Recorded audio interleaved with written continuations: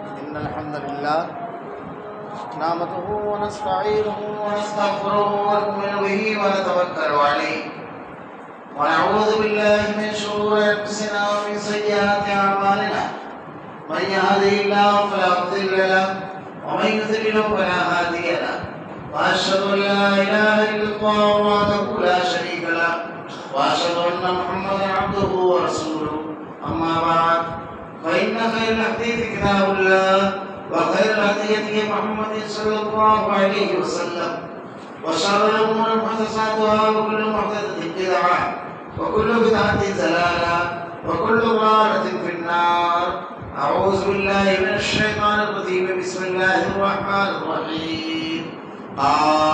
والقرآن المجيد بل عجبوا أن جاءهم منذر منهم فقال الكافرون هذا شيء عجيب أإذا متنا وكنا ترابا ذلك رجل بعيد قد علمنا ما تنقص الأرض منهم وعندنا كتاب حفيظ بل كذبوا بالحق لما جاءهم فهم في أمر مريض أفلم ينظروا إلى السماء فوقهم كيف بنيناها وزيناها وما لها من فروج والأرض مددناها وألقينا فيها رواسي وأنبتنا فيها من كل زوج بهيج تبصرة وذكرى لكل عبد منيب ونزلنا من السماء ماء مباركا فأنبتنا به جنات وحب الحصيد والنخل باسقات لها طلع نضيد رزقا للعباد وأحيينا به بلدة ميتا كذلك الخروج كذبت قبلهم قوم نوح وأصحاب الرس وثمود وعاد وفرعون وإخوان لوط وأصحاب الأيكة وقوم تبع كل كذب الرسل حق وعيد أفعينا بالخلق الأول ولهم في نفس بالخلق الجديد. قال الله تعالى في القرآن المجيد والفرقان الحميد. أعوذ بالله السميع العليم من الشيطان الرجيم. بسم الله الرحمن الرحيم. قل تعالوا أتل ما حرم ربكم عليكم ألا تشركوا به شيئا وبالوالدين إحسانا ولا تقتلوا أولادكم خشية إملاق نحن نرزقكم وإياهم ولا تقربوا الفواحش ما ظهر منها وما بطن ولا تقتلوا النفس التي حرم الله الا بالحق ذلكم وصاكم به لعلكم تعقلون ولا تقربوا مال اليتيم الا بالتي هي احسن حتى يبلغ اشده واوفوا الكيل والميزان بالقسط لا نكلف نفسا الا وسعها واذا كنتم فاعدلوا ولو كان ذا قربى وبعهد الله اوفوا ذلكم وصاكم به لعلكم تذكرون وان هذا صراطي مستقيما فاتبعوه ولا تتبعوا السبل فتفرق بكم عن سبيله ذالکم وصاکم به لعلکم تتقون. تمام تعریفیں اللہ رب العالمین کے لیے جو تمام جہانوں کا ایک تنہا خالق و مالک ہے اور بے شمار درود و سلام اللہ کے آخری نبی حضرت محمد صلی اللہ علیہ وسلم. معزز حاضرین، اللہ رب العالمین نے ہمیں دنیا کے اندر اپنے آپ کو پہچاننے، لوگوں کو پہچاننے، اپنا حق ادا کرنے، لوگوں کا حق ادا کرنے اور بہترین اور کامیاب زندگی گزارنے کے لیے ایک بہترین ضابطۂ حیات اسلام کی شکل میں ادا کیا. اگر اللہ کے نازل کردہ ان احکامات پر آدمی عمل کرے تو آدمی کی شخصیت بالکل نکھر جائے. ہم تاریخ پڑھتے ہیں، اللہ کے نبی صلی اللہ علیہ وسلم سے پہلے عرب کا جو معاشرہ تھا، اگر اس کے بارے میں بیان کیا جائے کچھ خوبیوں کے ساتھ ساتھ بڑی عجیب خرابیاں اور خامیاں تھیں ان لوگوں کے اندر. عقیدے کا معاملہ بالکل تباہ کن تھا. عبادات میں باپ دادا کی رسم و رواج کو انہوں نے دین بنا لیا تھا. انا ایسی تھی کہ معمولی باتوں پر نسلوں میں جنگ چلتی. برائی اور بے حیائی بالکل عام سی چیز تھی. مولانا ظہور الرحمن مبارک پوری رحمہ اللہ نے الرحیق المختوم میں 10 قسموں کے نکاح ہم لوگوں کے درمیان تھے جس کو انہوں نے نقل کیا. اس میں سے ایک ایسا تھا کہ ایک خاتون سے کئی لوگ تعلق قائم کرتے اور جب بچے کی ولادت ہوتی تو وہ سب کو جمع کرتے اور اس کے بعد جس کے بارے میں کہہ دیتی کہ یہ اس کے لگے کا معافیہ ہے تو اس کو ماننا ہوتا. تنہائی میں کیے ہوئے گناہ مجلسوں میں بیان کرنا، اشعار میں بیان کرنا وہ شان سمجھتے ہیں، اچھی چیز. یعنی ان کے درمیان وہ معیوب نہیں تھا. اور ظلمن کسی کا مال رب کر لینا عام سی بات تھی. گھر کا جو بڑا بیٹا ہوتا باپ کی وفات کے بعد سارے مال کا حقدار وہ ہو جاتا, سارا مال اس کے ہاتھ میں جاتا. دیگر بھائی بہنیں محروم رہتے ہیں, تاکہ یہ تک کہا کہ اپنی سوتیلی ماں سے وہ نکاح تک کر لیا کرتے. اخلاقی اعتبار سے گراوٹ کا یہ حالت ہے. لیکن جب اللہ کے نبی صلی اللہ علیہ وسلم کو اللہ رب العالمین نے مبعوث فرمایا اور آپ نے اسلام کی تعلیمات اس سماج اور اس معاشرے کے اندر عام کی, تو تاریخ انسانی میں ایسا سماج اور معاشرہ نہیں دیکھا. وہ جو معمولی باتوں پر نسلوں کے جھگڑے کرتے تھے, آپس میں ایسے رحیم, ایسے بھائی اور ایسے نرم دل ہو گئے. اللہ نے ارشاد فرمایا رحماء بینہم کی صفت بیان فرمائی, بالکل نرم دل, درگزر کرنے والے, معاف کرنے والے, اور ایسا معاف کرنے والے کہ ہم اس کے نظیر نہیں پاتے, ایسا درگزر کرنے والے اپنے بھائی کو. حضرت حذیفہ رضی اللہ عنہ کا واقعہ بڑا مشہور ہے کہ اہل ایمان کے بارے میں ان کے دل کتنے نرم ہو گئے, وہ کیسے ہو گئے کہ غزوہ احد میں آپ کے والد کو بالکل آپ کے سامنے شہید کیا گیا, اور غلطی سے مسلمانوں ہی نے شہید کیا, کیونکہ میدان جنگ میں آپ اللہ کے نبی صلی اللہ علیہ وسلم کی شہادت کی خبر جھوٹی جب ہوئی تو اس کے بعد آپ میدان جنگ میں پہنچے. مدینہ کی بہت بڑی تعداد کے لوگوں کو یہ خبر پہنچی, سب وہاں سے میدان جنگ کے لیے نکلے, جس میں حضرت حنظلہ حسین الملائکہ بھی تھے کہ ادھورے کوسر پر آپ اٹھے اور ہتھیار لیا اور میدان جنگ میں پہنچے اور اسی حالت میں شہید ہوئے. ان کو حسین الملائکہ اسی لیے کہا جاتا ہے, ان کا حسن ملائکہ نے دیا تھا. تو حضرت حذیفہ رضی اللہ عنہ کے والد جب میدان جنگ میں داخل ہوئے تو مسلمانوں نے سامنے والے لشکر کا آدمی سمجھ کر ان کو تلوار مارنا چاہیے. حضرت حذیفہ رضی اللہ عنہ کہتے رہے میرے بھائی کے مسلمانوں یہ میرے والد پہ وہ یمان ہے, لیکن آپ کی آواز سے پہلے تلواریں آپ کے مدد تک پہنچ گیا. آپ نے اس وقت ایک جملہ کہا تھا, لوگوں اللہ تم پر رحم فرمائے, یہ تو میرے والد یمان تھے. کیسے درگزر کرنے والے, کیسے معاف کرنے والے تھے, بے شمار واقعات ہیں. یہ حضرت ابوبکر صدیق اور حضرت عمر فاروق رضی اللہ عنہ نے ایک معاملے اختلاف اس طرح درگزر کیا, ایک دوسرے سے دونوں معافی مانگ رہے. حضرت مصطح کا واقعہ ابوبکر صدیق رضی اللہ عنہ کی بیٹی پر الزام لگا. آپ کو معلوم ہوا اس مصطح میں بھی الزام لگانے والوں میں وہاں سب اول میں تھے, یہ بھی جن کو پال پوس کا جوان کیا تھا, جن کو شادی کرنے کے بعد ماہانہ وظیفہ بھیجتے تھے, ابوبکر صدیق رضی اللہ وہ بھی اس میں شامل تھے اور رشتے دار بھی تھے. لیکن جب اللہ تعالیٰ نے قرآن کی آیت نازل فرمایا وَلْيَعْفُوا وَلْيَصْفَحُوا وَلَا تُحِبُّونَ أَن يَغْفِرَ اللَّهُ لَكُمْ, کیا تم یہ نہیں چاہتے کہ اللہ تعالیٰ تم کو معاف فرمائے؟ کیسے اپنے بھائیوں کے لیے نرم دل ہو گئے. حضرت مصطح کے بارے میں حضرت ابوبکر صدیق رضی اللہ تعالیٰ نے ارشاد فرمایا میں نے اس کو معاف کر دیا.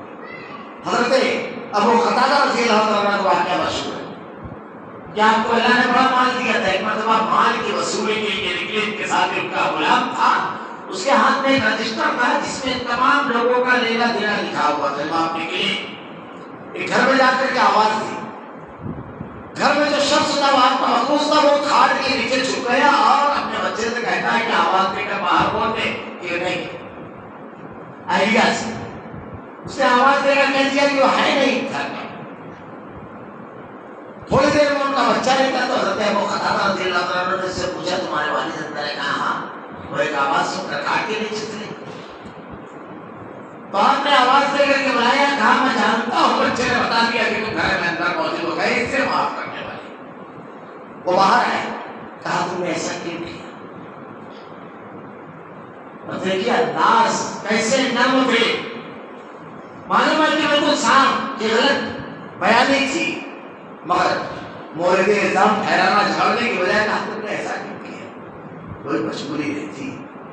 وہ کہتے ہیں کہ آپ اللہ کے نبی کے صحابی, اور سچ بات کہیے کہ آپ کا قرض لوٹانے کے لیے میں نے وعدہ تو ضرور کیا تھا, لیکن میرے پاس انتظام نہیں ہو سکا, اور مجھ کو آپ کا سامنا کرتے ہوئے شرم آئی, میں آپ کا سامنا نہیں کر پا رہا. حضرت ابو قتادہ رضی اللہ تعالیٰ نے ارشاد فرمایا رکو ٹھہرو. ان کانوں نے سنا, اس دل نے محفوظ رکھا محمد رسول اللہ صلی اللہ علیہ وسلم نے ارشاد فرمایا کہ مال واقعی تم نہیں دے سکتے؟ کہا نہیں، واقعی مجبور نہیں ہے۔ تو بات سنو، اللہ کے نبی نے ارشاد فرمایا جو کمزور ہے، جو نہیں ادا کر سکتا قرض، اور اگر آپ کے پاس اتنا مال ہے کہ آپ دے سکتے اس کو درگزر کریں، معاف کریں، تو قیامت کے روز اللہ رب العالمین اس کو بخش دے گا۔ وہ حدیث بیان کی اور کہا اپنے غلام سے اس کا کھاتا کہاں ہے؟ کاٹ دے اس کو۔ جا میں نے اللہ کے واسطے معاف کر دیا درگزر، کیسے درگزر کرنے والے؟ اللہ پر بات آئی، گھر پر عزت آئی، اپنے خاندان کے اپنے باپ کو سامنے مارا گیا، درگزر معاف کرنے والے کیسے بنے؟ وہ روایت جو دوسرے الفاظ میں ہے، وہی کہا رسول اللہ صلی اللہ علیہ وسلم تو یا پیسہ جو تمہیں تنگی والے ہو ان کو تھوڑا سا وہ سمجھتے، یہ جو آپس میں قرض کا لین دین ہوتا ہے اس کے سلسلے میں جو مالی اور تجارتی امور ہوتے ہیں جس میں کوئی مال آدمی خریدتا ہے اس میں وقت پر اس کو پابندی سے دینا چاہیے، ورنہ اللہ نے کہا کہ اللہ کا کھانا مسئولہ تم سے سوال کیا جائے گا بات نہیں پا رہے۔ تو وہ حدیث ہے کہ اللہ کے نبی نے ارشاد فرمایا قیامت روز ایک بندہ ہے اللہ کی جناب میں اس کو لایا جائے گا، نیکیاں عمل کم ہو گئے، اس سے پوچھا جائے گا، لمبی روایت کا معاملہ تھوڑا بتا رہا ہوں، تو کہے گا ایک نیکی یاد آتی ہے، میرا معاملہ تھا پیسے کے لین دین کا، جب کوئی غریب کمزور ہوا آدمی ہوتا اس کو معلوم رہتا یقین ہوتا کہ یہ کمزور ہے غریب ہے تو اس سے ڈٹ کر تقاضا نہیں کرتا تھا، اس کو معاف کر دیتا تھا۔ اللہ کہے گا تو نے میرے بندوں کے ساتھ بندہ ہو کر رہ کیا، درگزر کا معاملہ کیا، میں تو اس پوری کائنات کا خالق و مالک ہوں، مرحم ہوں، جب میں نے تجھے بخش دیا۔ بہترین شخصیت دکھا کر سامنے آتی ہے یہ جو ہم واقعات پڑھتے وہ بھی ہماری طرح انسان تھے، ان کے بھی رشتوں کے بند تھے، ان کے بھی جذبات تھے، ان کے بھی تعلقات تھے، وہ بھی ساری چیزیں ہماری طرح انسانوں کی طرح برتتے تھے، لیکن کس چیز نے ان کو ایسا بنا دیا؟ کیا چیز تھی؟ اگر میں ایک ایک پہلو بتاؤں، یہ تو اخلاقیات کا، عبادت میں وہ کتنے حریص تھے، کتنے زبردست تھے عبادت کا معاملہ، کہ اللہ کے نبی صلی اللہ علیہ وسلم کے پاس کمزور صحابہ آ کے کہنے لگے کہ اللہ کے رسول یہ جو ہمارے ساتھی ہیں جن کو اللہ نے مال و دولت سے نوازتا ہے یہ تو خوب اللہ کے راستے میں صدقہ کرتے ہیں، یہ ان کے اندر چلتا تھا کمپٹیشن، یہ ان کے اندر چلتی تھی مقابلہ آئی، ہمارے طرح نہیں کہ کسی کو زیادہ عزت دے اس کی ہم خود ایسا کام کریں کہ ہماری عزت بڑھ جائے، بجائے اس کے ہم اس کی ٹانگ کاٹ کے اس کا قد چھوٹا کر کے اپنا قد بڑا کرنا چاہتے ہیں۔ معاف کیجیے یہ ہماری خامیاں ہیں، ہم خود اپنا قد نہیں بڑھاتے، کسی کو بہت زیادہ مانے تو اس کا کم ہو جائے، ہم خود محنت کریں اللہ ہم کو اس سے زیادہ دے خوب اللہ کے راستے میں خرچ کریں، اپنے اہل و عیال کو اپنے رشتے داروں کو خوب نوازیں، آخرت میں بنائے دنیا میں انتہائی اچھی گزارے۔ لیکن حسد کا جو جذبہ ہوتا ہے اس کی خامی کیا ہے؟ اللہ تعالیٰ نے قرآن میں حسد کے بارے میں کہا ہے اور اللہ کے نبی کی حدیث ہے اللہم انی اعوذ بک من العجز والکسل والبخل والجبن والغرور والحزن والکسوة والغفلة والعیلة والذلة والمسکنة واعوذ بک من السمم والبکم والجذام والجنون والمرض وسیء الاسقام۔ یہ جتنے بھی کسل بندی، سستی، کاہلی، بخالت، شخصیات کو تباہ کرنے والی چیزیں جتنی بھی اسے پناہ مانگی اللہ نے، اس میں حسد کا جذبہ ہے۔ حسد کا جو جذبہ ہوتا ہے اس میں مقابلہ آئے نہیں ہوتی ہے، یہ اتنا برا جذبہ ہے، قرآن نے اللہ تعالیٰ کیا ہے۔ یہ جب آدمی کے اندر آتا ہے تو آدمی یہ چاہتا ہے جس سے حسد کرتا ہے اس کی خوبیاں ختم ہو جائیں، اس کو جب ان کے انعامات ہیں وہ چھین لیے جائیں، اپنے آپ کو اس سے بہتر بنانا، اس کے مقابل اس کے برابر بنانا یہ نہیں آتا ہے۔ حسد میں یہ آتا ہے کہ کہاں سے اس کو مل گیا، یہ سب اس کو نہیں مجھ کو ملنا چاہیے، اس سے چھین کر بھی یہ حسد۔ صحابہ کرام کا معاملہ کیسا تھا؟ کیسا معاملہ تھا ان کا ایک دوسرے کے بارے میں، کیسا عبادت کے معاملے میں وہ مقابلہ آرائی کرتے تھے اور کیسی مقابلہ آرائی کرتے تھے عبادت کے معاملے میں۔ آخر کے کہا کہ اللہ کے نبی لوگوں کے پاس مال نہیں، اللہ کے راستے میں خرچ کریں، ہم کو بھی اللہ کو راضی کرنا ہے، مال نہیں ہے کیا کریں؟ اللہ کے نبی صلی اللہ علیہ وسلم نے ارشاد فرمایا کہ سبحان اللہ الحمدللہ اللہ دیکھتے تھے پڑھنا شروع کیا کہ اللہ تعالیٰ نے اللہ کے نبی نے ایک چیز بتا دی، اب ہم یہ کریں گے، صحابہ کرام کو معلوم پڑا دیگر صحابہ کو وہ رکنے والے نہیں تھے کسی چیز میں. اللہ کے نبی صلی اللہ علیہ وسلم سے زبان سے جیسے سورہ معلوم پڑا صحابہ کرام کی زبانی فوراً اس پر عمل کرنا شروع کیا. اب وہ غریب صحابہ جب آگے کہنے لگے کہ اللہ کے رسول یہ تو وہ بھی کرنے لگے. ان لوگوں نے بھی کرنا شروع کر دیا. اللہ کے نبی نے ارشاد فرمایا اللہ رب العالمین جس کو چاہتا ہے عطا کرتا ہے تو اس کا فضل ہے کہ ان کو مال بھی دیا اور عبادت کی توفیق بھی. پھر اس کے ساتھ ساتھ کیا چیز ہوتی ہے؟ اللہ تعالیٰ نے اگر کسی چیز سے ان کو محروم کیا تو اس محرومی سے احسان سے کمتری نہیں پیدا ہوتی ہے. اللہ تعالیٰ کی آزمائش ہے. اب اس آزمائش کو یہ اللہ تعالیٰ انعامات دے گا. کیسا عبادت کا مقابلہ آ رہی تھی. ایک دوسرے سے پوچھتے تمہارا تلاوت کا عالم کیا ہے؟ کوئی کہتا کہ میں رات کے آدھے پہلے تلاوت کرتا ہوں. کوئی کہتا ہے میں پہلے سو جاتا ہوں دوسرے پہلے اٹھتا ہوں اس کے بعد پوری رات کوئی آخر پہ. کوئی کہتا ہے میں نے 7 منزلیں قرآن کی بنائی ہے 7 روز میں قرآن ختم کرتا ہوں. کوئی 10 روز میں قرآن کوئی 5 روز میں. ایک دوسرے سے مقابلہ ہے. گھروں میں یہ مقابلہ نہیں چلے. آج میں سنت اتنی پڑھوں آج میں نوافل آج عبادت اتنی رہے گی. کسی کے بارے میں معلوم ہو جاتا کہ اللہ کے نبی نے اس کے بارے میں ارشاد فرمایا ہے تو فضیلت فوراً اس کے اوپر مشہور حدیث ہے.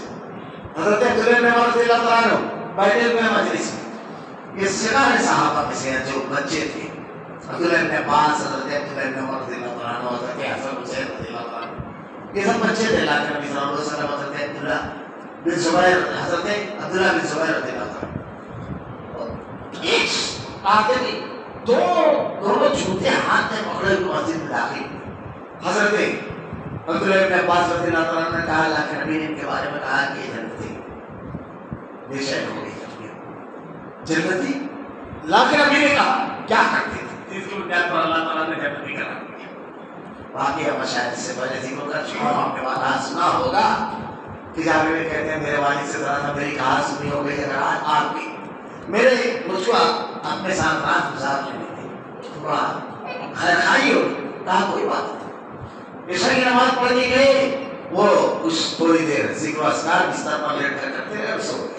کہ رات بھر تاکتے رہے کہ کیا کرتا ہوں کرتے ہیں دیکھتا ہوں کچھ بھی کرنا اللہ کے کرنا چاہیے.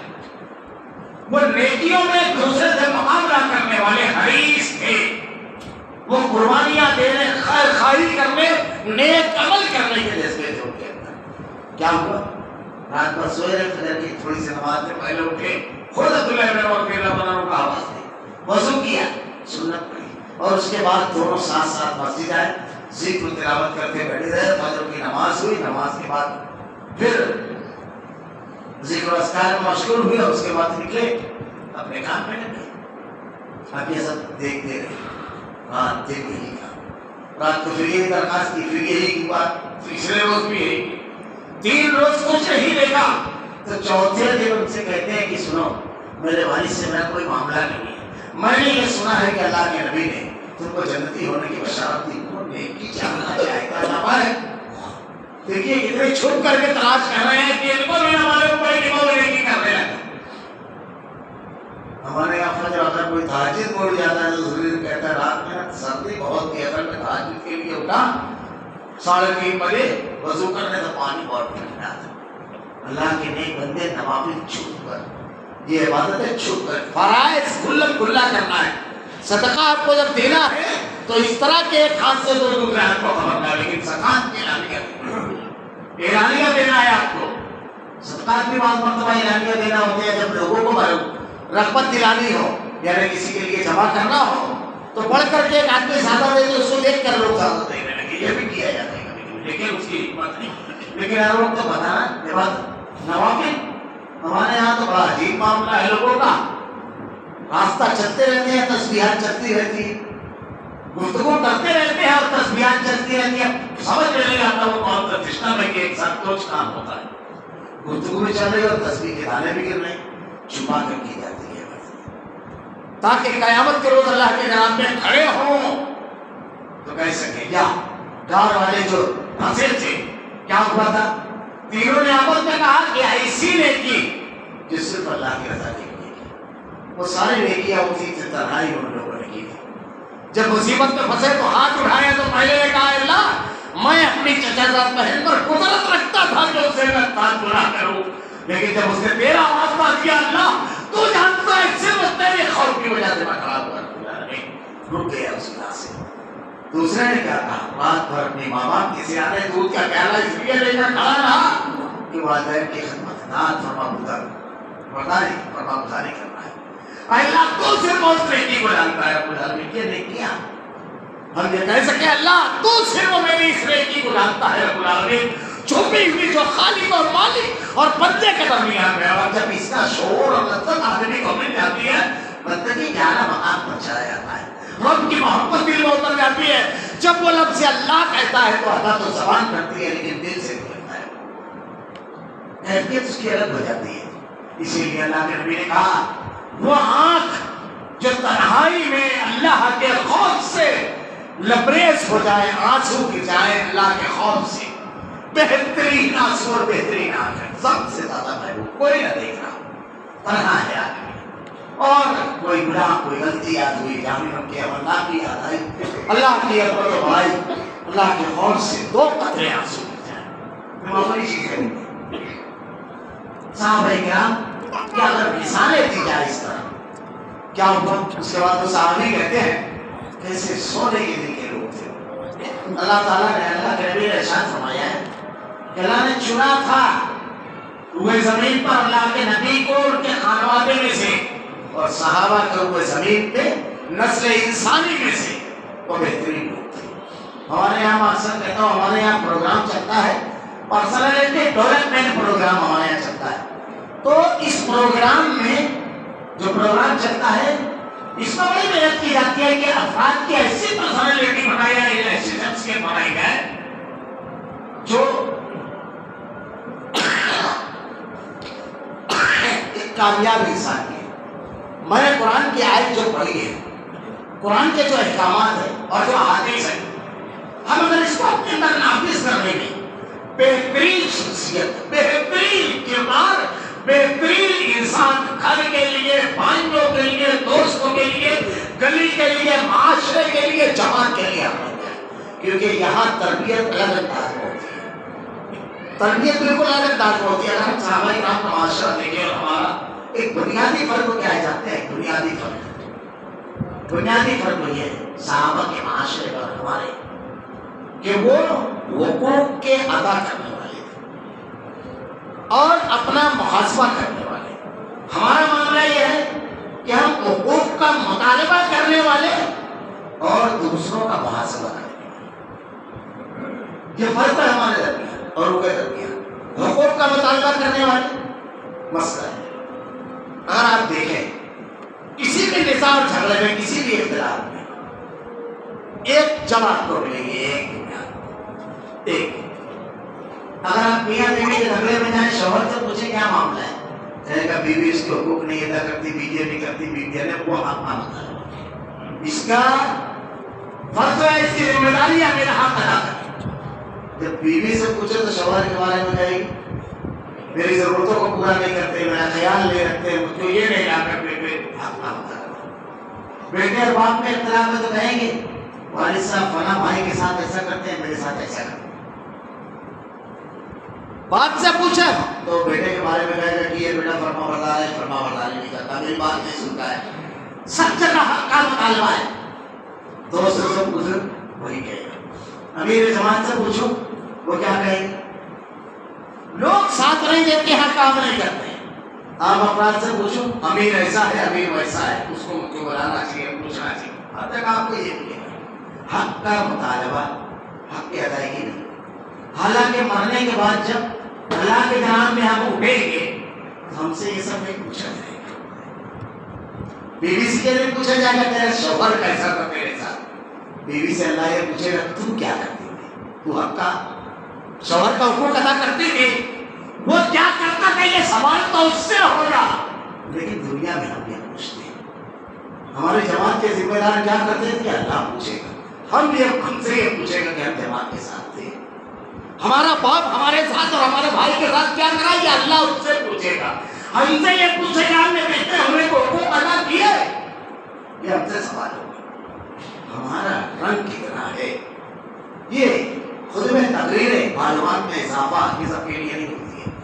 قرآن و حدیث اپنے آپ کو بدلنے کے لیے ہوتا ہے، عمل کرنے کے لیے. اللہ ہم کو اس کی توفیق دے رب العالمین. رب العالمین جیسا تو نے اپنی کتاب میں تیرے نبی نے اپنی تعلیمات میں بنایا رب العالمین ویسا بنا دیں گے. خیر حق کا مطالبہ بہت بالکل شخصیت بدل جاتی ہے آدمی کی نبی آتا ہے. مجھے ایک واقعہ یاد آتا ہے. دیکھیے کیا تبدیلی آتی ہے. صحابہ کرام کا مزاج کیوں ایسا تھا؟ وہ قرآن و حدیث والے تھے. اللہ کے نبی نے کہا حدیث، میں سمجھتا ہوں کہ اگر مسلم معاشرے میں یہ روایت پوچھیں تو دین جاننے والے 99% بتا دیں گے کہ اللہ کے نبی نے کہا کون کامیاب ہے، کون جس پر میں اور میرے صحابہ. اب یہاں پر ایک جگہ ہم نے فٹ کر لیا، کسی نے اپنے مسلک کے لیے فٹ کر لیا، کسی نے اپنے منہج کے لیے، کسی نے کسی اور چیز کے لیے. کرنا چاہیے، بالکل ضروری ہے. لیکن ایک چیز یہ کہ میرے صحابہ، تو صحابہ کا پورا عمل دیکھیں گے، پورا کیسے تو صحابہ کون کامیاب ہے. اللہ تعالیٰ ہر چیز کے بارے میں سوال کرے گا. اور ترکے کی باعث دیکھیے اللہ تعالیٰ کہتا ہے ہماری معاف حدود اللہ، حدود اللہ میں سے ہے. ترکاوت صحیح تقسیم نہیں کیا. اور نارن خالدن الفاظ دیکھیے قرآن کے، یہ ہے ہمیشہ جہنم میں رہے گا. مطلب ایک لمبی میعاد ہے، کیونکہ آخر میں جہنم سے وہ نکالا جائے گا جس کو جس دل میں رائے کے برابر ذرے کے برابر ایمان موڑ پر نکلے گا. یہ سارے اعمال و افعال ساری چیزیں بالکل ویسی ہونا چاہیے. میں ایک مقام پر گیا، مزاج کیا تبدیل ہوتا ہے، ہوتا کیا ہے. ایک مقام پر گیا، وہاں جماعتی آپس میں اختلاف تھا اور کچھ نوجوانوں کو بڑا شدت کا اختلاف تھا. اس سے کہا کہ گفتگو کرنے کے لیے جب میں گیا تو بڑی زبردست مطالعہ، بڑا زبردست شہر تھا ہم لوگوں کو. بات کرنے کے لیے عشاء کی نماز کے وقت طے ہوا. آپ یقین جانیے بالکل کچی عمر کے نوجوان، 16 سال کے، 18 سال کے، 22 23 سال کے، 5 7 نوجوان. جب وہ آئے تو اتنا اچھا لگا عشاء کی نماز کے بعد مسجد کے کتابیں تھیلیوں میں بھر کر لائے تھے، بڑی بڑی تھیلیوں. یعنی ایک ایک جو کتاب لے کر آیا تھا وہ ڈالنے کو آیا تھا. کوئی کندھے پر لایا ایسے ہم جاتا کرتے، کوئی کسی طرح. بڑی خوشی بھی کہ یہ تو صاحب نظر صاحب علم لوگ ہیں. کیفیت کس طرح بدلتی ہے یہ دیکھیے. جب بیٹھے گفتگو کرنے کے لیے تو ساری کتابوں میں انہوں نے نشانات لگا کر لائے تھے حدیثوں. ان کو اعتراض تھا جماعت پر اور امیر پر. بیٹھے گفتگو کرنے کے لیے وہ نکالے، یہ دیکھیے امیر کو ایسا ہونا چاہیے، یہ دیکھیے لوگوں کا رہبر ایسا ہونا چاہیے، یہ دیکھیے امیر سے یہ سوال کیا جائے گا، امیر کی یہ ذمہ داری کیسے بتاتے ہیں. تو دیکھتا تھا، تھوڑی دیر دیکھنے کے بعد میں نے کہا کہ آپ لوگوں سے صرف ایک چھوٹا سا سوال ہے میرا. آپ لوگوں میں کوئی امیر ہے، جماعت کا ذمہ دار ہے؟ سب ایک دوسرے کا منہ تکنے لگے، کہنے لگے کہ نہیں. تو میں نے کہا آپ کو کیسا ہونا چاہیے، یہ روایتیں آپ نے نکالی، کیونکہ اللہ تو آپ سے پوچھے گا کہ تم کیسا تھا. تو آپ نے اپنے لیے حدیثیں پڑھی ہے، دوسروں کے لیے پڑھی. جب میں کوئی بحث اور گفتگو نہیں بتا رہا، ہماری کیفیت بتا رہا ہوں. مجھ کو کسی پر اعتراض ہے نا تو میں فوراً روایت نکال لیتا ہوں. اللہ نے اپنے کلام کو، نبی نے اپنے فرمان کو ہم کو بدلنے کے لیے پیش کیا ہے. ہم کو صحابہ یہ تھے کہ قرآن کی کوئی آیت آئے ڈال لیا اس کو اپنے اندر. حدیث سنی فوراً پہلے اپنا محاسبہ کیا. میں نے کہا ہم اپنا محاسبہ نہیں دوسروں کا محاسبہ کرتے ہیں. یہ جو تبدیلی ہمارے اندر آئی معمولی چیزیں نہیں ہیں. ہم اپنے آپ کو بدلنے میں اللہ کا سچا وعدہ ہے. کئی خطبے ہو چکے، ورنہ میں نے اجازت طلب کی تھی فلسطین پر، مگر 2 خطبے ہو چکے. لیکن ایک چیز اللہ نے کہا ہے ساری کہ بین اللہ لم یکن مغیرا نعمتا انعمها علی قوم حتی یغیروا ما بانفسہم. یہ اللہ کا سچا وعدہ ہے. سورہ بارے میں آیت ہے، سورہ انفال، پورا غزوہ بدر کے تناظر مقابلے کے تناظر میں کیا کہتا ہے اللہ تعالیٰ ایسا نہیں ہے، ایسا نہیں ہے اللہ تعالیٰ. ذالک بان اللہ لم یکن مغیرا نعمتا انعمها، کہ اللہ کوئی نعمت دینے کے بعد تم سے چھین لے لے. اللہ ایسا نہیں. اللہ ہم کو حکومت دیا. کیسی حکومت دی؟ کیسی؟ پورا جزیرۃ العرب، پورا افریقہ، ایشیا میں محمد بن قاسم کو جب سلیمان بن عبد الملک نے لیٹر لکھ کر واپس بلوایا تو وہ قنوج کے لیے فوجیں روانہ کرنے کا آرڈر دے چکے تھے. قنوج کے لیے فوجیں روانگی کا آرڈر نکال چکے تھے ہندوستان تک. یہ ہماری حکومت ہے. مشہور واقعہ ہے کہ عباسی خلیفہ، عباسی دور کا خلیفہ اپنے محل کی چھت پر کھڑا، یہ حکومت تھی مسلمانوں کی، جن پہ سورج محل ڈوبتا تھا، وہ حکومت تھی. کھڑا ہوا محل پر بادل کا ایک ٹکڑا دیکھ کر کہتا ہے جہاں برسنا ہے برس، تیری مرضی، لیکن تیری بارش سے جو غلہ پیدا ہوگا اس کی لگان میرے کھیت میں ہے، میرے خزانے میں آئے گی. یہ حکومت تھی. ایک خط لکھتے تھے، لوگ اپنی فوجوں کو واپس بلا لیتے تھے. یہ دبدبا تھا. ایک عورت کو ایک چھوٹے سے قافلے کو لوٹا گیا. حجاج بن یوسف نے ایک سیٹ بجا دی، ایک شخص کو کچھ ہوتا تھا. یہ ہمارا دبدبا تھا، یہ ہمارا حال تھا. یہ رومیوں کی آنکھوں میں آنکھیں ڈال کر کہتے تھے تم جتنا زندگی کو عزیز رکھتے ہو اپنی موت کو، اور وہ کہتے تھے دیو آ گئے دیو. دریا میں گولے دبا دیے. یہ بوش تھا. یہ کہ جب مسلمانوں نے علاقہ خالی کیا، شہر ہنس کا واقعہ معاملہ ہے کہ جنگ یرموک کے موقع پر 30,000 کا لشکر مسلمانوں کا تمام جمع کرنے کے بعد ہوا، اور ہرقل نے 5 لاکھ کا لشکر جرار اپنے داماد کے ذریعے بھیجا تھا یرموک کے موقع پر. اب وہ جرار رضی اللہ عنہ سے کے سالار تھے. جب ہنس خالی کرنے کی بات آئی کہ اب سب جگہ جتنی جگہ قبضہ ہے اس کو چھوڑ کر کے سب ایک جگہ جمع ہو جاؤ، تو ہنس کے لوگوں کو مسلمانوں نے جمع کیا. کام تم سے جزیہ لیتے تھے. یہ جزیہ ٹیکس تمہاری حفاظت کیا تھا، یہ ہماری ذمہ داری تھی کہ تمہاری حفاظت کرے، لیکن اب ابھی شہر کو چھوڑ کر جا رہے ہیں تو یہ تمہارا پیسہ واپس. تو حیرت زدہ عیسائی اور یہودی حیرت زدہ، کہا نہیں یہ کیسے کیا آپ کہہ رہے ہیں. کہا نہیں اب جزیہ ہم نہیں لے سکتے، یہ سالانہ ٹیکس ہے، سال نہیں ہے، کچھ مہینے ہوئے ہیں تو کیسے کیا ہم دے کریں. آپ اپنا امانت دے دیں. تاریخ کا یہ واقعہ آج بھی محفوظ ہے. یہ تھے ہمارے اسلاف اور ہمارے اکابرین. کیا ہوا اس کے بعد یہ ہوا کہ مسلمان وہاں سے چلے گئے. جبلہ ابن الحم جو غسان کا بادشاہ تھا، اس کو اپنا لشکر لے کر کے رومیوں کے لشکر سے جا کر ملا تھا. ہرقل کے بعد بیٹے کے لشکر سے یہ نکلا تو راستے میں ہند سدھر. اس کو خبر لگی مسلمانوں نے خالی کر دیا ہے، تو اپنے جاسوسوں کو بھیجا کہ جا کر کے خبر نکالو کیا ہے صورتحال کا. پورا ہند سے بالکل خالی ہے، حالانکہ یہاں مسلمانوں کا قبضہ تھا اور لوگ بازاروں میں خرید و فروخت کر رہے ہیں، آمد و رفت جاری ہے، بالکل نارمل حالات ہیں.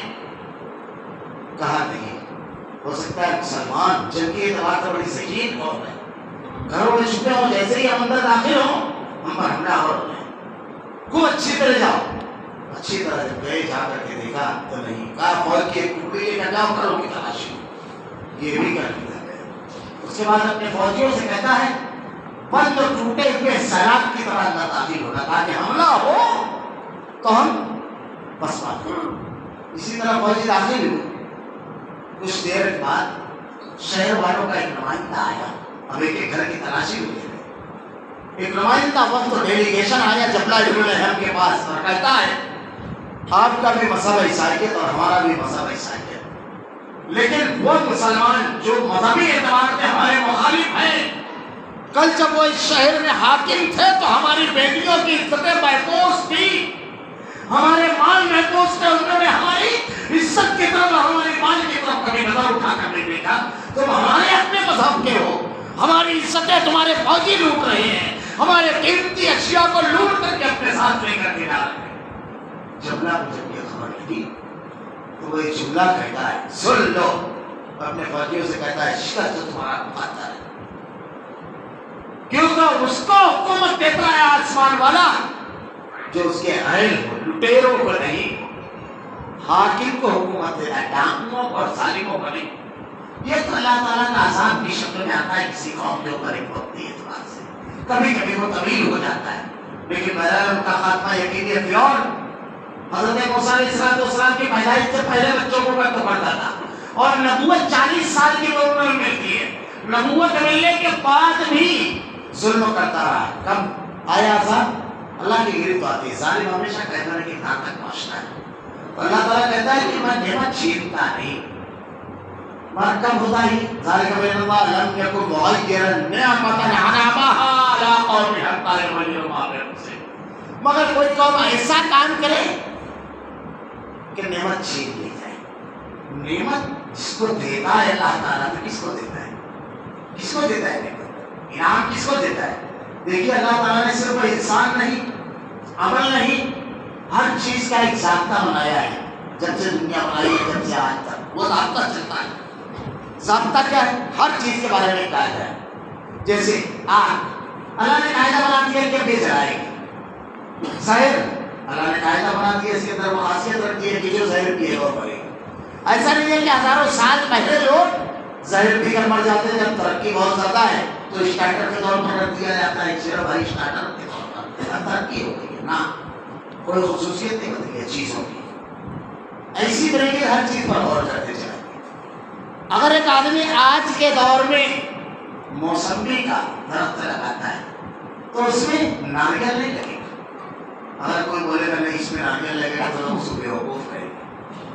تو جو بیج بو گے وہی درخت، یہ ضابطہ اللہ نے بنایا، اس سے ہٹا ہوا بیوقوف کہتے ہیں اس کو۔ یہ صرف چیزوں کے بارے میں نہیں ہے، عمل کے بھی بارے میں اللہ نے ضابطہ بنایا ہے۔ جو قوم اللہ کی نافرمانی کرے گی اس پر اللہ کی گرفت تو آئے گی۔ اگر قوم میں لوگ شرک کرتی ہے تو پوری قوم گھرکار ہو جاتی ہے۔ اس میں نوح کا بیٹا بھی ہے علیہ السلام۔ اگر حضرت ابراہیم علیہ السلام کو آگ میں ڈالے جانے کی بنیاد پر ظلم کرتے ہیں، توحید کو روکتے ہیں، بادشاہ عذاب کا شکار ہوتا ہے۔ فرعون اگر ظلم کرتا ہے تو کوئی لاہور اشرف کے ساتھ گھرکار ہوتا ہے۔ قوم لوط اگر نامطور اگر اغلام بازی کرتی ہے تو اللہ تعالیٰ پوری بستی کو ختم کر دیتا ہے۔ قوم شعیب اگر نامطور میں کمی کرتی ہے تو عذاب آتا ہے۔ قوم عاد و ثمود اگر ظلم کرتے ہیں تو اللہ کا عذاب آتا ہے۔ آج ظلم کیا جائے، شرک کیا جائے، نامطور میں کمی کی جائے، وعدہ خلافی کی جائے، اخلاقی برائیوں میں ڈوبے رہے لوگ، اور اللہ کے انعام کا انتظار کریں۔ اللہ تعالیٰ نے ارشاد فرمایا وَلَن تَجِدَ لِسُنَّتِ اللَّهِ تَبْدِيلًا، اللہ کی سنت بدلتی نہیں ہے۔ وَإِنْ عُدتُّمْ عُدْنَا، اللہ نے جو ضابطہ بنایا عمل کا ضابطہ، اس ضابطے کی اگر ہم خلاف ورزی کریں گے تو معاف کیجیے گا انعام کے مستحق نہیں۔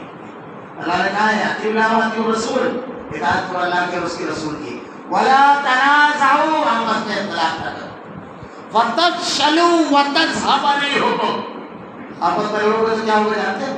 تمہاری ہوا اکھڑ جائے گی، کمزور ہو جاؤ گے۔ ہم اپنی بیماریوں کو تو دیکھیں کہ کس بنیاد پر یہ حالت ہے ہماری۔ کرنے والا کام جو تھا وہ یہ تھا کہ محاسبہ، صحابہ پہلے محاسبہ کرتے تھے۔ پہلے اللہ کے نبی صلی اللہ علیہ وسلم سے کیا پوچھا؟ اللہ کے نبی نے کہا ایک وقت تم پر ایسا ہے کہ ساری قومیں تم پر ایسے ٹوٹ پڑے گی جیسے دسترخوان پہ کھانا چنا ہوتا ہے، لوگ بھوکے ٹوٹ پڑتے ہیں، کھانا کوئی مسائبت نہیں کرتا ہے۔ اللہ کے نبی کہ ہمارے دیدار بہت کم ہوں گے، کیونکہ بہت کم ہوں گے جیسے مکی زندگی ہم نے گزاری تھی کہ مقابلے ہی کی پوزیشن نہیں، کہا نہیں، کب سائنس ہے سمندر کی چھاپ کے برابر، دنیا کی سب سے بڑی آبادی، لیکن تمہاری زندگی میں وہی تم دنیا سے محبت کرو، موت کا خوف آ جائے گا تمہارے دل میں۔ یہ حالت کیوں ہوئی؟ اللہ تعالیٰ نے قرآن میں بتایا ہے کہ تمہاری ہوا کیوں اکھڑے گی، تم مسلمی کیوں آئے گی، تم کی حیثیت کیوں ہو جاؤ گے۔ اللہ نے ضابطہ دے دیا ہے۔ دیکھیے اللہ نے ضابطے دیے ہیں، جو ان ضابطوں کو فالو کرے گا وہ کامیاب ہوگا۔ میں نے اس سے پہلے خطبے میں کہا کہ اللہ تعالیٰ نے کیا کہا؟ علم بہترین چیز ہے۔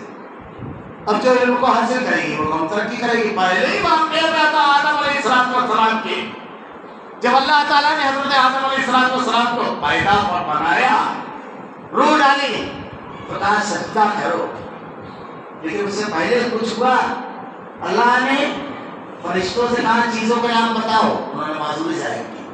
آدم علیہ السلام سے پوچھا وَعَلَّمَ آدَمَ الْأَسْمَاءَ كُلَّهَا ثُمَّ عَرَضَهُمْ عَلَى الْمَلَائِكَةِ. حضرت آدم علیہ السلام نے بتا دیا. اللہ رب العالمین نے کہا چھو ادا کرو، یہ ایک ضابطہ ڈال دیا، جو جانے گا اس کے سامنے نہیں جاننے والے کو جھکنا ہے، جو قوم جانے گے اس کے سامنے نہیں جاننے والی قوم کو جھکنا ہے. یہ ضابطہ ہے، فریم ہے. یہ آج ہم نہیں جانتے، کل ہم جانتے تھے تو کرنا تھا. رشمیاتی یونیورسٹیوں میں یورپ علم حاصل کرنے آتا تھا. آج تک ہمارے بنائے ہوئے آلات جراحی سرجن استعمال کرتا ہے ڈاکٹر. آج تک جو ہمارے یہاں لکھتے ہیں کیا کیا یہ تاریخ نہیں جانتے، یہ جانتے نہیں ہے. وہ نہیں ہے میرا عنوان نہیں ورنہ بتاتا ہماری جانات کیا ہے. ہم نے کب زمین کی پیمائش کرنی تھی، وہی عنوان ہے الگ.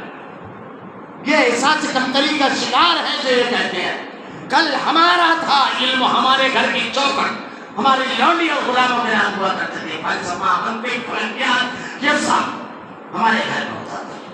ہمارے اسکیم روش 1700 تک کے ان کی کتابیں پڑھی جاتی تھی. یہ طب کے معاملے میں 1722 تک کے دیکھیے اصول تھا. آج بھی آپریشن کے لیے جو آلات استعمال کیے جاتے ہیں تاریخ اٹھا کر دیکھیے کس نے اس کا ڈیزائن کیا ہے. آج تک نہیں بدلے وہ ڈیزائن کہ کتنا انگوٹھے سے اور انگلی سے دور ہونا چاہیے، اس کے کٹنے کا کتنا بڑا وہ ہونا چاہیے، کتنے میں وہ بچاتا ہوا نکلے گا نسوں کو. یہ ساری چیزیں اس وقت ہمارے سائنٹسٹوں نے، کل ہمارا تھا. ہم جانتے تھے دنیا چھپتی تھی. آج دنیا اگر جانے گی تو ضابطہ تو اللہ نے دیا ہے. انہوں نے ضابطے کو فالو کیا، اللہ اس کے نام دے رہا ہے. ہم نے ضابطوں کو فالو کیا. اللہ نے کہا ہے سچا وعدہ ہے اللہ کا وَلَا تَهِنُوا وَلَا تَحْزَنُوا. تم خوفزدہ ہوگے نہ غمگین. ایک شرط لگا دی ساتھ وَأَنْتُمُ الْأَعْلَوْنَ إِن كُنتُم مُؤْمِنِينَ. اگر تم ایمان والے ہو معلوم کیجیے. یہ محاسبے کا وقت ہے، اپنے آپ کو غور کرنے کا. خیر بات ذرا تھا میں نے جو خطبہ مسورہ کے بعد آیت تلاوت کی تھی، اس سے پہلے کے خطبے کو کنٹینیو کرنا تھا لیکن بات پھیل گئی. حضرت عبداللہ بن عمر رضی اللہ تعالیٰ عنہ سے صحابی نے کیا جملہ کہا تھا، کوئی عمل نہیں ہے. آج وقت کی نماز جو اذکار تلاوت جائز، روٹی بیوی بچوں کے حقوق کی ادائیگی، کسی کو تکلیف نہیں دیتا ہوں. اللہ کے راستے میں جو مال دیا ہے خرچ کرتا ہوں. ایک عمل ہے تم پوچھ رہے تو بتا دیں، چھپاتے نہیں تھے. ہمارے یہاں تو بڑا عجیب لوگوں کو ڈر رہتا ہے. اگر کوئی کاروبار ہے تو اس طرح اس کا کچھ سیکرٹ رکھنا ضروری ہوتا ہے، مگر اس طرح چھپائیں گے جیسے یہ لے کر چلا جائے گا. اور ہمارے یہاں بھی کمپٹیشن ایسا کرتے ہیں کہ ڈبے میں گھاٹا. فائدے کی چیزیں عام کرنا چاہیے، اس سے فائدہ ملتا ہے. پورا رکھا آپ نے بتا دیا. مرنے کے بعد جو 3 چیزیں مردے کو ملتی ہے اس کی اپنی اس میں نفع دینے والا علم ہو. آپ نے کسی کو کوئی لائٹ بتا دی کہ چاہیے کر اتنا روپیہ لگا، بیوی بچوں کا پیٹ بھرے گا، اچھا کاروبار. وہ اگر کیا اپنے بیوی بچوں کا پیٹ بھر رہا ہے، اللہ کے راستے میں خرچ کر رہا ہے، جب تک کرتا رہے گا کماتے رہے گا آپ کو ثواب ملے گا. یہ اور اس میں ایک آخری ہے. خیر عبداللہ بن عمر رضی اللہ تعالیٰ عنہ سے صحابی کہتے ہیں کچھ صرف ایک چیز ہے، جب رات میں بستر پہ لیٹتا ہوں سچے دل سے سارے لوگوں کو معاف کر دیتا ہوں. کسی کے لیے کوئی کیڑا کپٹ بغض میرے دل میں نہیں رہتا. یہ حدیث ہم بہت آسانی سے بیان کرتے ہیں لیکن اس پر جب غور کرو تو کلیجہ کام جاتا ہے. کیا کوئی رات میں ایسی گزار پاتے؟ بچپن میں اسکول کے ساتھیوں سے رہتا ہے، جوانی میں دوستوں سے رہتا ہے، رشتہ داروں سے رہتا ہے، نہ جانے کس سے ناراضگی اور اختلاف رہتا ہے. سینے میں ہمیشہ رکھے رہتے ہیں. حج کرنے جا رہے ہیں تو جا کر کے معافیاں مانگ رہے ہیں، عمرہ کرنے جا رہے ہیں اس فریضے کی ادائیگی بہت اچھی بات ہے. اللہ کے نبی کے ارشاد فرمایا جب آدمی حج کرتا ہے یوم عرفہ میں تمام معاملات کو صاف کر کے تو اللہ ایسے اس کو بخش دیتا ہے جیسے بچہ مار کے پیٹ سے پیدا ہوتا ہے. لیکن ہمارا معاملہ کیا ہے؟ خواتین میں سانس سے نہیں بن رہی ہے، دیورانی سے جیٹھانی سے الگ الگ بھی ہو گئے تو وہ اس کی طرف میں دیکھوں کیا کہتے ہیں صاحب، روزانہ روز ہمارے یہاں شادی بیاہ کے موقع پر آیت کیا پڑھتے ہیں؟ شادی کے موقع پر جو خطبہ مسورہ پڑھتے ہیں نکاح کے موقع پر 3 آیتیں ہیں زبردست بیان موسم. اس میں ایک آیت پڑھتے ہیں یا ایھا الذین آمنوا اتقوا اللہ وقولوا قولا سدیدا، ایمان والو صاف اور سیدھی بات کرو یصلح لکم اعمالکم، یہ ایک آیت ہے. اس میں ایک آیت پڑھتے ہیں یا ایھا الناس اتقوا ربکم الذی خلقکم من نفس واحدہ وخلق منها زوجها وبث منهما رجالا كثيرا ونساء واتقوا اللہ الذی تساءلون به والارحام ان اللہ کان علیکم رقیبا. رشتہ جوڑو یا تلاوت کرتے ہیں اور شادی ہوتی ہے جب بھی تو معلوم پڑتا ہے کہ کون کون نہ، کیونکہ سب تو بیٹھے رہتے ہیں اسی وقت جب کہا جاتا ہے آیت جب پڑھی جاتی ہے اور رشتہ کیسے جوڑا جاتا ہے جانتے ہیں؟ کرانے کی دکان والا نہیں کہ آپ نے پیسہ دیا سامنے والا سودا ایسے رشتہ نہیں جوڑا جاتا ہے. یہ تو کرانے کی دکان میں لین دین ہے. رشتہ اللہ کے نبی نے کہا ایسے جو تم سے کٹے تم اس سے جڑو. اب ہم لوگ تو شادی ہے تو کون گھر پر بلایا اس کو؟ گھر پر. ادھر کیا بولتے ہیں چولہے سے نا، تو کون ایک آدمی کو بلایا ہے اس نے نہیں بلایا؟ ارے وہاں کہاں؟ یہ آپ کا اپنا اخلاق کیا ہے، ہمارا اپنا. جو تم سے کٹے تم اس سے جٹو گے، تمہیں محروم کرے تم اسے عطا کرو. یہ رشتہ جوڑنا معمولی چیز ہے. ایک روایت سے مصروری کی صحیح مسلم کی ایک روایت، اس کا فائدہ اللہ کے نبی نے کہا اگر تم یہ چاہتے ہو کہ اللہ تم کو مال اور عمر میں برکت دے دے، یہ 2 چیز ہر آدمی کے اندر اللہ نے رکھی ہے. مال سونے کی ایک مال بھی جائے تو دوسرا پہلے بولتا ہے اللہ ایک چھوٹا سی گھر. پہلی بات تو یہ میری سمجھ میں نہیں آتا کہ چھوٹا سی گھر مانگتے ہیں. کس سے مانگ رہے ہو؟ پوری زمین کا مالک ہے. ارے مانگنا ہے بڑا مانگ، ڈرتے ڈرتے نہیں مانگا جاتا ہے اللہ سے. اللہ کے نبی نے کہا جنت مانگنا ہے جنت الفردوس مانگ لاکھوں کروڑوں عطا کرے گا وہ یقین کے ساتھ، اور وہ اللہ کے ہاتھ میں خاطر نہیں کرتا. دل کھول کر مانگنا ہے، بڑے گھر مانگنا ہے. اب جب ہو گیا بس اس کے بعد اب تو ایکڑ میں چلنے لگتی ہے بات، کبھی نہیں ختم ہوتی ہے مال کی. اور ان لوگ کی 80 سال کا بڈھا بھی ہوگا نا تو 40 سال بعد کا پروگرام سب کچھ 20 سال کا تو بتائے گا. اس کی پروگرامنگ ہلکی کمر کی رہتی ہے. اللہ تعالیٰ نے کہا اللہ کے نبی نے اگر تم یہ چاہتے ہو ان 2 چیزوں میں برکت ہو، مال اور عمر میں خود کچھ سیدھا رہنے کا رشتہ دو. جو تم سے کٹے تو اس سے جٹو، جو تمہیں محروم کرے تو اسے عطا کرو. یہ معمولی چیزیں نہیں ہے. بات ذرا سا طویل ہو گئی. اصل چیز یہ ہے اپنا محاسبہ، اپنے آپ کو بدلنا.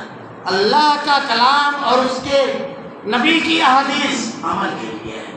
ہم جب اس جذبے سے اس کو پڑھیں گے وہ ہمیں بدلے گی، ہمارے سماج کو، ہمارے گھروں کو بدلے گی. اصلاح معاشرہ کی بنیادیں یہ ہے.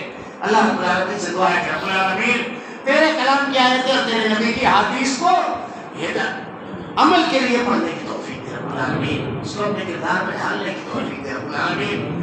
اللہ تو ہدایت دینے والا ہے رب العالمین، تو ہی صراط مستقیم کی توفیق دینے والا ہے رب العالمین، تو عمل کی توفیق دینے والا ہے رب العالمین. ہمیں ہدایت دے، عمل کی توفیق دے. اللہ ہم کو نیکیوں پر جما دے رب العالمین. الہ العالمین ہمارا خاتمہ ایمان پر فرما. اللہ ہمارے بھائی فلسطین میں بڑے مظلوم ہیں رب العالمین، کمزوری اور بے کسی کی حالت میں. اللہ رب العالمین ہم سے غلطیاں ہوئی، ہم سے نادانیاں ہوئی رب العالمین. رب العالمین ہمارے ان بھائی بہنوں کی مدد فرما رب العالمین. الہ العالمین رحم فرما، کرم فرما رب العالمین. اے اللہ دشمن کی صفوں میں اتباع انتشار پیدا فرما رب العالمین. ان کے قدم کو اکھاڑ دے رب العالمین. مسلمانوں کی صفوں میں اتحاد و اتفاق پیدا فرما رب العالمین. رب العالمین الماؤں کو صبر دے جن کے جگر کے ٹکڑے رخصت ہو گئے، ان بچیوں کو صبر دے جن کے شوہر، جن کے سر کے تاج اجاڑ دیے گئے. اے اللہ جو بیوہ کر لی گئی رب العالمین، ان باپوں کو جو جوانی اپنے جوان بیٹوں کے لاشیں اٹھا رہے ہیں رب العالمین، ان کو صبر دے، ثابت قدمی دے رب العالمین. الہ العالمین اللہ تو ہی تمام کائنات کا خالق و مالک ہے رب العالمین. رحم فرما، کرم فرما رب العالمین. الہ العالمین اللہ رحم فرما رب العالمین. ہمارے پاس تیرے سوا کوئی در نہیں اللہ، تو ساری قوتوں کا مالک ہے رب العالمین. رحم فرما، کرم فرما رب العالمین. اے فلسطین کی حفاظت فرما رب العالمین. الہ العالمین ان پر رحم فرما رب العالمین. ہمیں متحد اور متفق فرما رب العالمین. الہ العالمین وہ اقدامات کرنے کی ہمیں توفیق دے جس سے باطل کمزور ہو رب العالمین یا العالمین ہمارا خاتمہ ایمان پر فرما ربنا لا تزغ قلوبنا بعد إذ هديتنا وهب لنا من لدنك رحمة إنك أنت الوهاب بارك الله لنا ولكم في القرآن المجيد ونفعنا وإياكم في الآيات والذكر الحكيم إنه تعالى جواد الكريم.